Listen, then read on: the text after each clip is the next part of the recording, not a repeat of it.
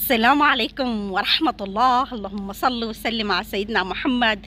كيفكم؟ إن شاء الله تكونوا بخير وعافية.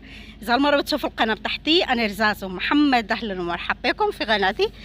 فيديو اليوم إن شاء الله هنعمل كيكة الشاي بطريقة سهلة وجميلة جدا جدا. زي ما شايفين اللون والشكل حكاية تانية.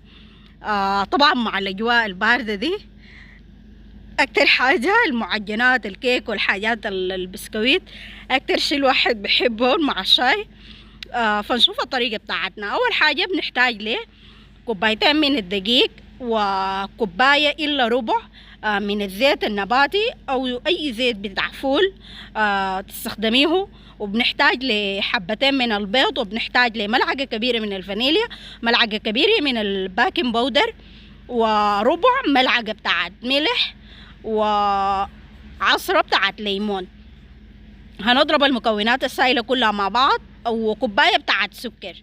السكر ممكن تقلليه وممكن تزيديه حسب المذاق بتاعك. طبعا قاعد تتلج ولا المهم تضرب المكونات السائلة كلها مع بعض. بعد ذلك تجيب الدقيق بتاعك تضيفيه للكيكة بتاعتك. شايفين ما شاء الله تبارك الله. بعد ذلك تجيب هتجيبي الصينية بتاعت الفرن بتاعتك، وتمسحي الصينية شوية بتاعت زيت وترش عليها شوية من الدقيق. وبعد ذاك تخلطي تكبي الكيك بتاعك، العجين بتاع الكيك، تخليها طنجت وتطلعيه. زي ما شايفين ما شاء الله تبارك الله. اللون بتاعها جميل جدا جدا، بتمنى تنال اعجابكم.